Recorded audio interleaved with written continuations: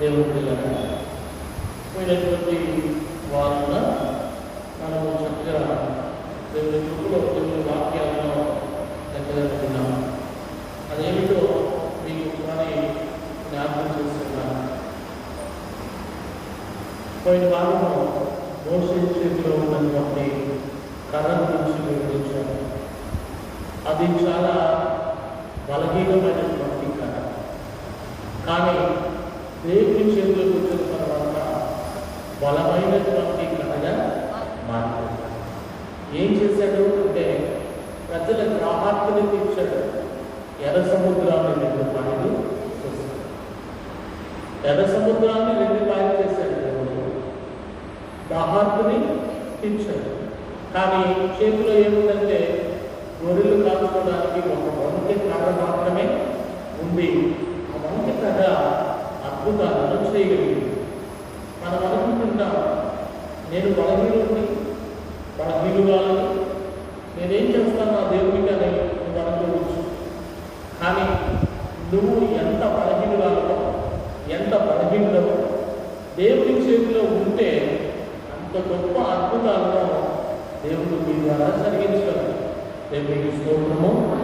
బిడ్డలారా, ఈ సమయంలో దేవుని సన్నిధిలో మనం చూస్తున్నాం. మొదటిదిగా మోషే చేతిలో ఉన్నటువంటి కర్రను మీకు జ్ఞాపకం చేశాను. రెండవదిగా ఇంకొకటి చెప్పాను. ఏంటో చెప్పండి. మొదటిది మోషే కర్ర, రెండవది సంసోను చేతిలో ఉన్నటువంటి గాడిద.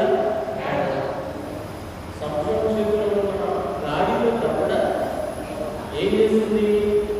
1000 మందిని చంపేది. అవును బిడ్డలారా, గాడిద ఏంటి, గాడిద దవడేంటి, దానికి ఉన్న శక్తి ఏంటి మీరు ఆలోచించేయండి. అది గాడిద చేతిలో ఉన్నటువంటి దవడలో శక్తి లేదు, సంసోనులో శక్తి లేదు, బలం లేదు. ఈ బలం అంతా ఎవరిదంటే దేవుడిచ్చిన బలం. అందుకని ఆ దేవుడిచ్చిన బలాన్ని 1000 మందిని హతము చేశాడు. ఒక చిన్న గాడిద దవడ. మూడవది దావీదు చేతిలో ఉన్నటువంటి ఒక చిన్న రాయి. గొల్లియాతు 6 జామల 6 మూడల చేస్తున్నాడు. అంటే దాదాపుగా 10 అడుగులు దాటుతున్నాడు. 10 అడుగులు పైన 6 కోట్లు అంటే చూడండి, అడుగున్నారా దగ్గర మరి 6 అడుగులు అంటే 9 అడుగులు, దాదాపు 10 అడుగులు మనకి బిల్డింగ్ స్లాబ్ వేసేంత ఎత్తులో ఉన్నాడు. అట్లాంటి వాడిని దేవుడు దావీదును నిలబెట్టి, ఒరే సంగతులు లేనటువంటి వాడ, జీవము కలిగిన నా దేవుడు గ్రంథాన్ని చూపి ఒక చిన్న రాయితోటి, వడిసెల రాయితోటి కొట్టగా అంత పెద్ద గొలియాతు కూడా ఓర్లా పడిపోయి చనిపోయాడు. దేవుడికి మహిమ కలుగును గాక. అవును బిడ్డలారా, అంత గొప్ప కార్యం దేవుడు జరిగించాడు. మరి చూడండి, అదేవిధంగా అపోస్తలుల కార్యం 9వ అధ్యాయంలో ఉన్నటువంటి కవిత గురించి మీకు చెప్పారు. కవిత గోర్క అంటారు. గోర్క అనేటువంటి గ్రీకు, కవిత అనేటువంటిది హెబ్రూ. ఈ రెండింటిలో అర్థం ఏమిటంటే లేడీ అని అర్థం. లేడీ అని అర్థం వస్తుంది తెలుగులో. అయితే ఈమె ఏం చేసింది? ఒక చిన్న సూది చేతిలో పట్టుకొని ఆమె పరిచర్య చేసింది. ఎవరికి పరిచర్య చేసిందంటే విధవాళ్ళందరికీ వస్త్రాలు ఇచ్చింది. అంగీలు కుట్టి ఎవరైతే బట్టలు లేరో వాళ్ళకి సహాయం చేస్తూ ఉంది. ఆ సహాయం అందుకున్న వాళ్ళు ఆమె చుట్టూ ఉన్నారు. ఈ రోజున ఆమె చేసినటువంటి మంచి పనికి ఆమె చుట్టూ చేరి ఏం చేశారంటే ఆమెను బ్రతికించాలని చూశారు. చెప్పిన సూది ఎంత పని చేసిందండి, ఎంత గొప్ప పని ఉంటుంది. పేతురు ఒక అద్భుతమైనటువంటి కార్యం చేయగలడని, దేవుని బిడ్డని పేతురు ఒక బలహీనుడని చెప్తాడు.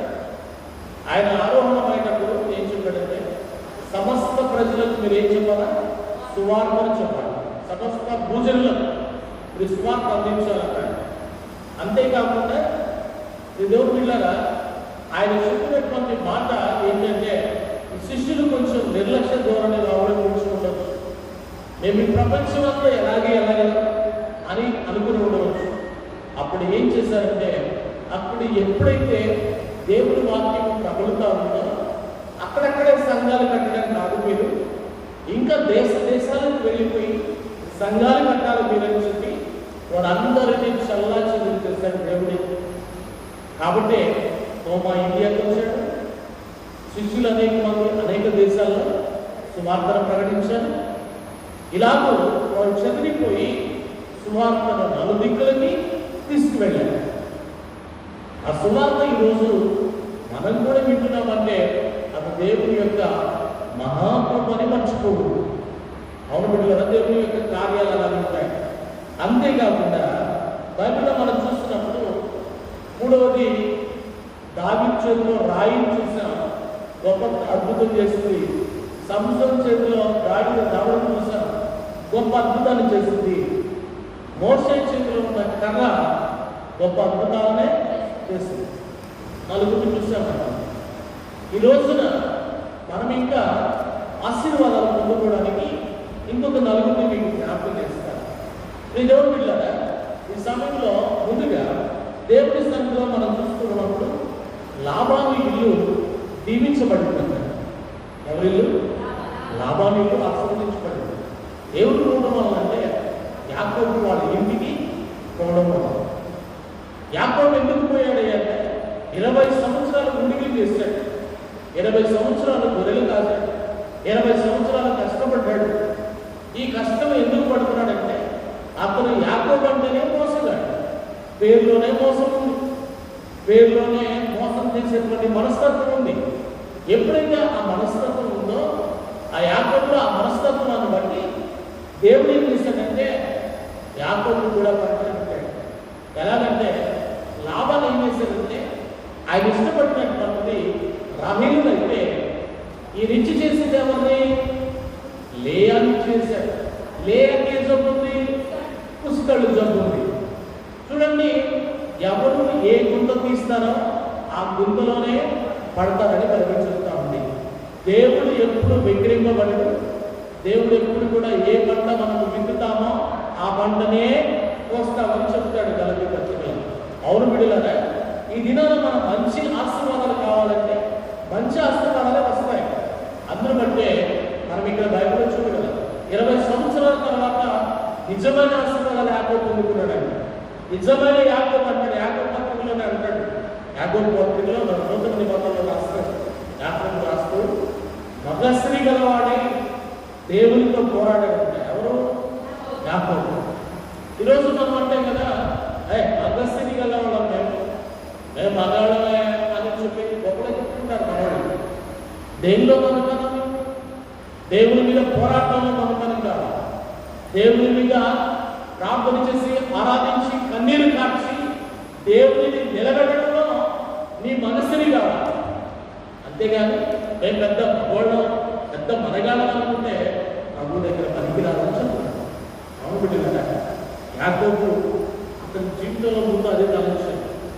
కానీ దేవుడు ఆశీర్వదించేటప్పుడు ఆశీర్వాదమే కాదు. ఎలాంటి ఆశీర్వాదం కోరుకున్నాడంటే, దేవా నేను బ్రతకడానికి ఆశీర్వాదం నాకు కావాలి. నేను బ్రతకాలి. నిజమైన ఆశీర్వాదం ఏంటంటే నా మామ దగ్గర అన్ని ఇచ్చాను. లాభం అంటాడు, ఆయన శకులను చూశాడండి. ఆయన శకులను చూసి నేను లాభంతో రాకూడదని యాకోబు అడుగుతున్నప్పుడు యాకోబు చెప్తాడు, నీవు అడుగు పెట్టిందేనే నాకు ఆశీర్వాదం అయ్యా, నువ్వు నా ఇంటిలోకి వస్తేనే ఆశీర్వాదం. నా ఇంటిలోకి రాని లాభాన్ని ఆహ్వానిస్తాడు. దేవునికి స్తోత్రం. లాభాలు ఎప్పుడైతే ఆశీర్వాదాల కొరకు తన అల్లుడిని ఇంటికి ఆహ్వానించాడు, మరి ఆశీర్వదించుకోవడానికి ఆహ్వానించాడు అల్లుడిని. మోసం చేయొచ్చా? మోసం చేయదు. ఎన్ని సంవత్సరాలు నా దగ్గర ఉంటే అన్ని సంవత్సరాలు దీవులు వస్తాయనుకుంటున్నాడు యాకోబు లాభాలు. అందుకని ఏం చేశాడంటే దీవెనలన్నీ దొంగతనం చేసి వచ్చాడు కదా. అన్న దీవెనలన్నీ తీసుకొచ్చాడు కదా, అన్న దీవెనలన్నీ దొంగతనంగా అనుభవించి వచ్చాడు కదా, ఆశీర్వాదాలన్నీ తెచ్చుకున్నాడు కదా. అప్పుడు ఏం చేశాడు ప్రభు? చూడండి, ఎప్పుడైతే ఆ మోసం చూపించాడో అదే మోసము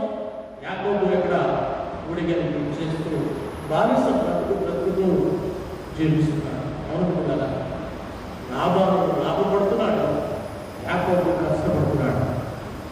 మన జీవితంలో కూడా ప్రభుని మన ఇంటికి ఆహ్వానించబెట్టుగా ఉన్నారు. దేవుడు ఏ ఇంటికి వెళితే ఆ ఇంటిలో మరణం లేదు. జబదై కుమారులు మన అదేవిధంగా లోకంలో చాలామంది క్రీస్తులు వెంబడించినటువంటి వారు, ఆయన శిష్యులు కడదాకా ఎవరు రాదు. వాళ్ళంతా దూరంగా ఉండి చూస్తున్నారు. అవునా కదా? దూరంగా ఉండి చూస్తున్నారు. ఆ దూరంగా ఉండి చూసేది ఎవరంటే సైతానని చెప్తుంది బయట. దగ్గర దేశంలోనికి వెళ్ళగానే వారు దూరంగా ఉండగానే సైతాన్ దూరంగా ఉండాలి వేసేది గుర్తుపెట్టేశారు. దూరంగా ఉండి వారి పేర్లు కూడా శిష్యులు కూడా దూరంగా వెంబడిస్తున్నారు. ఎప్పుడైతే ప్రభు లేకుండా మనము ప్రభు దగ్గరికి వెళ్ళాలనుకుంటామో మనం వెళ్ళలేము. మనం దూరం అయిపోతాం. ప్రభు దగ్గర మన హృదయం ఉంటే, ప్రభు దగ్గర మన ఆత్మ ఉంటే మనకు దగ్గరగా ఉండాలని దేవునికి ఆశపడతాం. అవును బిడ్డలారా, లోకంలో బ్రతుకుతున్నా మన హృదయం ఎప్పుడు ప్రభుని ఆనుకుని ఉంటే మనం ఎప్పుడు ఏ పాపానికి చేయడానికి ఇష్టపడాలి. అందును బట్టి ఈ సమయంలో ఆదికాండము 30వ అధ్యాయము 27వ వాక్యము చూద్దాం.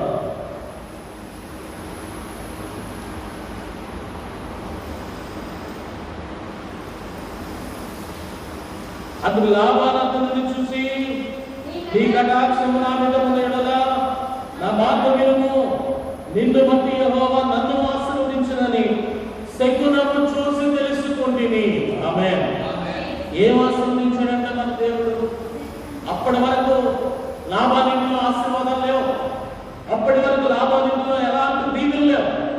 యాకోబు ఎప్పుడైతే పోయాడో ఆ ఇంట్లో అన్ని దీవెనలు, అన్ని పశు సంపదంతా వర్ధిల్లుతా ఉంది. ఒక్కొక్కటి కూడా 4-5 పిల్లలు ఈంతా ఉన్నాయి. గొర్రెల సంపద అధికమైపోయింది. అన్ని పశు సంపదలు అధికమైపోయాయి. కారణం ఏంటంటే దేవుడు యాకోబుకు తోడుగా ఉన్నాడు. ఆమేన్. అవును బిడ్డలారా, అదే యాకోబు కొడుకున్నాడు. ఆయన పేరు ఏం పేరు? ఐగుప్తును పరిపాలించినటువంటి రాణి యాకోబు కొడుకు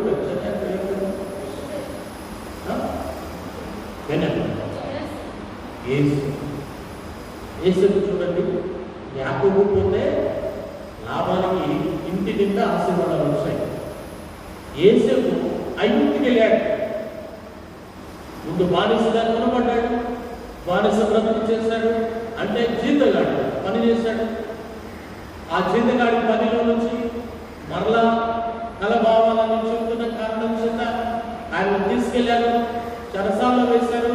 చెరసాల నుంచి ఇంకా కలభావాలు చెప్పుడు చేత దేవుని ఆత్మ నడిపింపు అతనికి ఎప్పుడూ లేదు అనుకోవడానికి వీలు లేకుండా ఎవరు ఏ సమాధానం చెప్పినా అన్ని కళలకు భావాలు చెప్తూ చివరికి ప్రధాని స్థాయిలో నిలబడ్డాడు. దేవునికి స్తోత్రం. అంత గొప్ప స్థానంలో నిలబడితే, అంత గొప్ప పరిస్థితుల్లో నిలబడితే యేసేపు ఆ దేశానికి దీవెనకరంగా మారిపోయాడు. ఐగుప్తు అంటే చీకటి, ఐగుప్తు అంటే పాపం. ఐగుప్తు వలన యేసేపు వెళ్ళడం వలన ఆ దేశానికి వెలుగు వచ్చింది. అవును కదా, అన్నం లేదు, తిండి లేదు, వారికి కరువు సంభవించబోతుంది. ఈ విపత్కర పరిస్థితులన్నీ తెలుసుకున్నాడు. ముందు తెలుసుకున్నాడు యేసేపు. ధాన్యాన్ని మీకు లాస్ట్ వీకెండ్ అంతకుముందు చెప్పాడు. అలాంటి ధాన్యాగారాన్ని నియమించే మినిస్టరు, అంత తెలివి కలిగినటువంటి వ్యక్తి ఎవరు లేరంట. ఒకసారి ఒక ఆత్మీయ విషయం ఏంటంటే, వైజాగ్ స్టీల్ ప్లాంట్లో ఒక పెద్ద ఆఫీసర్స్ మీటింగ్ జరిగితే, ఆ ఆఫీసర్స్ మీటింగ్లో ఒక వ్యక్తి చెప్తున్నాడు. ఏమని చెప్తున్నాడంటే, ఆ ఆహారాన్ని ఎట్లా భద్రం చేయాలి, ఆహారాన్ని ఎట్లా సంపాదించి నిల్వ చేయాలి అనే దాని మీద వాళ్ళకి ట్రైనింగ్ ఇస్తూ ఉన్నారు. ఆ ట్రైనింగ్ ఇచ్చే దాంట్లో ఎవరి గురించి చెప్పారంటే యేసేపు గురించి చెప్పారు. దేవునికి స్తోత్రం. ఎవరి గురించి?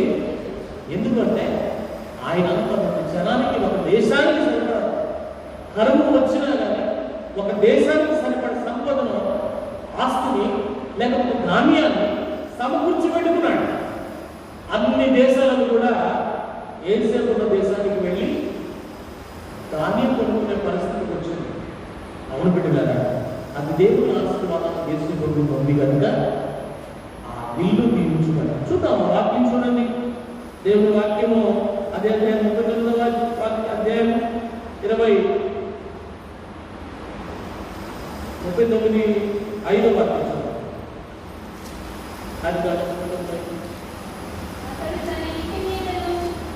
అతడు తన ఇంటి మీదను తనకు కలిగిన అంతటి మీదను విచారణకర్తగా నియమించి కాలం మొదలుకొని యెహోవా యేసేపు నిమిత్తము. ఆమేన్. ఎంత గొప్ప మాట అండి. ఎవరు నిమిత్తం అంట? యేసేపు నిమిత్తం. ఎవరిని ఆశీర్వదించాడంట? ఐగుప్తు అంతటిని, ఐగుప్తు ఇంటిని. గుర్తుపెట్టుకోండి. అంటే ఆయన ఉన్న ఇంటిని ఆశీర్వదించాడు, ఐగుప్తు దేశాలంతటినీ కూడా ఆశీర్వదించాడు. అంటే ఒక మంచి భక్తిపరుడు ఇంట్లో ఉంటే ఇంటికి దీవెన వస్తుంది. ఆమేన్. ఒక భయము కలిగినటువంటి వ్యక్తి, ప్రార్థనా వ్యక్తి, ప్రార్థనా గుణాలు కలిగినటువంటి, ప్రార్థనా జీవితాలు కలిగినటువంటి వ్యక్తి వలన ఆ ఇంటికి దీవెన వస్తుంది, ఆ దేశానికి కూడా దీవెన వస్తుంది. ఆమేన్. చూడండి, ఇప్పుడు యాకోబును చూసాం. యాకోబు కొడుకు యేసేపుని చూసాం. యాకోబు పోతేనేమో లాబాను ఇల్లంతా ఆశీర్వదించుకున్నాడు. యేసేపు పోతేనేమో ఐగుప్తు ఇంటికి అంతటికి కూడా ఆశీర్వాదం వచ్చింది. ఇది నీకు నాకు ఆశీర్వాదం రావాలంటే యాకోబు లాంటి కన్నీటి ప్రార్థన ఉండాలి. మీకు చెప్పాను కదా, మగస్థితి కలిగినటువంటి వాడు యాకోబు. దేవుడు అంటే దేవుడిని పట్టుకోవడం. దేవుడిని పట్టుకోవడంలో యాకోబు మగస్థితి కలిగింది. దేవుని కొరకు ప్రార్థించడంలో, కన్నీటి ప్రార్థన చేయడంలో, రాత్రంతా పెరుగులాడడంలో, అవయవాలు ఇరిగిపోయినా, కాలు సచ్చుపడిపోయినా, ఏలబడిపోయినా కానీ దేవుని వదిలిపెట్టకుండా పోరాడి దీవెనలో పొందేవాడు. అవును పెట్టారు. అందుకనే యాకోబు ఎక్కడ అడుగు పెట్టారు దీవెనే వచ్చింది. యేసేపు ఎక్కడ ఈ ఇంటికి వెళితే ఆ ఇంటికి దీవెన వచ్చింది. ఇంకొక ఇల్లు చూద్దాం. దేవుడు కదా ఏలియాను మనం ఒకసారి జ్ఞాపకం చేసుకున్నాం. అప్పుడున్నటువంటి రాజు రాణికి గడిచి, యెజెబెల్ గడిచి ఏలియా ఏం చేశాడు? ఎక్కడికి వెళ్ళి దాక్కున్నాడు? కిరీతు వాగులో ఉన్నాడు. కిరీతు వాగు దగ్గర దేవుడే పెట్టాడు. కిరీతు వాగు దగ్గర దేవుడు పెట్టి దేని చేత పోషించాడు దేవుడు? కాకులతోటి అన్నం పెట్టించాడు. కాకులతోటి అన్నం తిన్నాడు. ఎవరు? ఏలియా చక్కగా కాకులతోటి పోషించుకున్నాడు. సృష్టిలో చూడండి, మీకు లాస్ట్ వీక్ చెప్పాను. సింహము ఆయన మాట్లాడుతుంది, జంతుజాలం అంతా ఆయన మాట్లాడుతుంది. ఎగ్జాంపుల్ చెప్పాలి. చేపలన్నీ ఆయన మాట్లాడినాయి. వాళ్ళు ఎక్కడేమన్నాడు అక్కడ వచ్చిన చేపలన్నీ ఆయన మాట్లాడు. రోగాలన్నీ ఆయన మాట్లాడినాయా? వస్తానమ్మా వినయా? రోగాలన్నీ ఆయన మాట్లాడి. పక్షవాయు రోగం ఏంది? ఇంకేంటి? రక్తస్రావ రోగం ఏంది? మోస చేయగలిగిన రోగం ఉంది, కుష్టివ్యాధి రోగం ఉంది. ఎన్నో కోట్ల మంది జనం ఆయన తాగారు, స్వస్థత పడ్డారు. అంటే ఏం అర్థం? రోగాలన్నీ కూడా ఆయన మాట వింటాయి. మరి మనుషులు వినరే, ఇంకా రోగం ఏమిటంటే నీ మాట, దేవుని మాట వింటే ఈ కరోనా రోగం కూడా నీ నుంచి పారిపోదు. దేవుని వాక్యం వింటే, సేవకుడు ఏం చెబుతున్నాడో వింటే, దేవుని మాట ఏమిటని స్వీకరిస్తే నీ దగ్గర నుంచి ఏ రోగం లేకుండా పారిపోదు. నువ్వేం విన్నట్టు నడుస్తావు. బయటికి వెళ్తే మన ప్రవర్తన ఉంటుంది. కాబట్టి మనం దేవుని యొక్క దేవుడు చెప్పినట్టు రోగాలు మన మాటలు నేర్చుకుంటూ ఇప్పుడు లేవు. చూడండి, మీకు చెప్పాను, చిన్న సూది ఏం చేసింది? ద్వారా సూదితో పరిచయం చేసింది. పరిచయం చేసి చచ్చిపోయింది. మళ్ళీ ఏమైంది? పేతురు వచ్చాడు, మళ్ళీ బ్రతికించబడ్డాడు. ఇప్పుడు ఏలియా చూడండి, ఏలియాకి పరిచయం చేయబోతున్న ఒకసారి ఒక విధవరాలు ఇంట్లో కూడా చావు వచ్చింది. విధవరాలు కుమారుడు ఒక్కడే. ఆ అంటుంది కదా, నా పాపాలన్నీ నా ప్రభువుకు చెప్పావా? నువ్వు వచ్చింది దేనికి? నన్ను అడిగావు, నేను నీకు లేదని చెప్పాను. కాదమ్మా, నాకు ఇస్తే నీకు ఆశీర్వాదం వస్తాయన్నా, రైట్ బాగా ఉంది, నేను నీకు ఇచ్చాను, నువ్వు ఆశీర్వదించావు, అంతా బాగానే ఉంది కదా. నా ఇంట్లో కొడుకు తెచ్చిపోయాడు. కారణం ఏంటి? దేనికి చచ్చిపోయాడు నా కొడుకని ఏలియాకి అడిగింది. అప్పుడు ఏలియా చేశాడు, ఎవరికి మొదలుపెట్టాడు? ప్రభువుకి ప్రభువును ప్రార్థన చేసినప్పుడు ఆ ప్రభు వారు ఏం చేశారంటే ఏలియా ద్వారా ఆమె కుమారుడిని మరలా చూడండి. ఉపకారం చేసినప్పుడు ఆ ఉపకార ధర్మమును బట్టి ఆ ఇంటిలో ప్రభుత్వ నడుచడం చచ్చిపోయేవాడే లేడు. తల్లి చిన్న సూది పెట్టి ద్వారక చేసిన పనిని బట్టి పేతురు ద్వారా ద్వారక బతికించబడి ఆమె అమ్మకు రొట్టెలు చేసి ఏలియాకు పెట్టడం ద్వారా ఏలియా కొడుకు బ్రతికించబడ్డాడు. ఈ జీవితంలో మనం మంచి చేయమని దేవుడు చెప్తున్నాడు, ఇతరులకు మేలు చేయమని చెప్తున్నాడు, ఇతరులకు సహాయం చేయమని చెప్తున్నాడు. అవును బిడ్డ, అలా చేసినప్పుడు మనం ఎంతైనా దీవించబడగలం. దేవునికి స్తోత్రం. బిడ్డలారా, ఏలియా గురించి విన్నాను. ఓబేదెదోము గురించి మీకు తెలుసు, గిట్టిడైన ఓబేదెదోము. ఈ ఓబేదెదోము ఏం చేశాడంటే, దావీదు ఒక రోజు మందసాన్ని తీసుకొస్తుంటే ఆ మందసాన్ని పట్టుకోవడానికి చెయ్యికి పెట్టారు, చచ్చిపోయాడు. పోయి భయంకరమైంది. ఈ మందసాన్ని పట్టుకోవడం మన వల్ల కాదు, దీన్ని తరలించడం మన వల్ల కాదు. కాబట్టి ఇక్కడ గిట్టిడైనటువంటి ఓబేదెదోము ఒక ఇల్లు ఉంది, ఆ ఇంట్లో పెట్టేద్దాం అనుకున్నాడు. ఆ ఇంట్లో పెట్టాడు. ఓబేదెదోము ఇంట్లో మందసం పెట్టాడు. ఏం పెట్టాడమ్మా? మందసం అంటే ఏముంది? మందసం అంటే ఒక పెట్టె. ఆ పెట్టెలో ఏమున్నాయి? పదార్థాలు పలుకుంది, అమరులు స్వీకరించిన కథ ఉంది, మంద పాత్ర ఉంది. ఇవన్నీ కూడా దేవుని కార్యాల పాత్రలో ఉన్నాయి, ఆ పెట్టెలో ఉన్నాయి.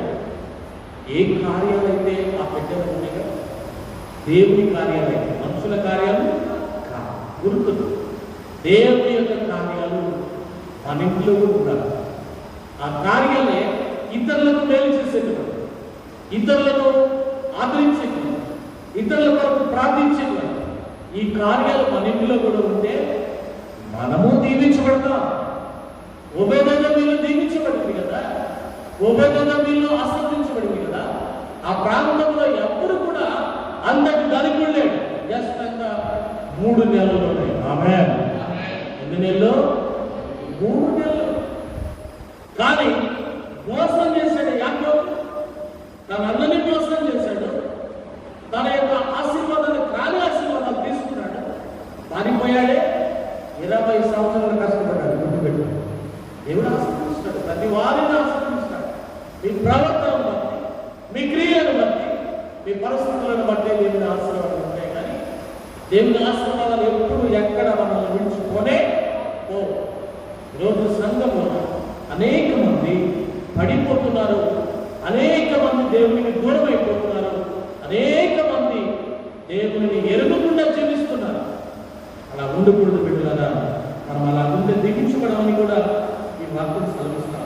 చూడండి, 1వ రాజుల 17వ అధ్యాయం 16వ వాక్యం వరకు చూడండి. ఎట్లనగా ఆ తొట్టిలోని పిండి తక్కువ కాలేదు, గుడిలో ఉన్న నూనె అయిపోయింది. దేంట్లో ఉందన్నా? తొట్టిలో ఏముందన్నా? పిండి ఉంది. గుడిలో ఏముందన్నా? నూనె ఉంది. అది ఎప్పుడన్నా అయిపోయిందా?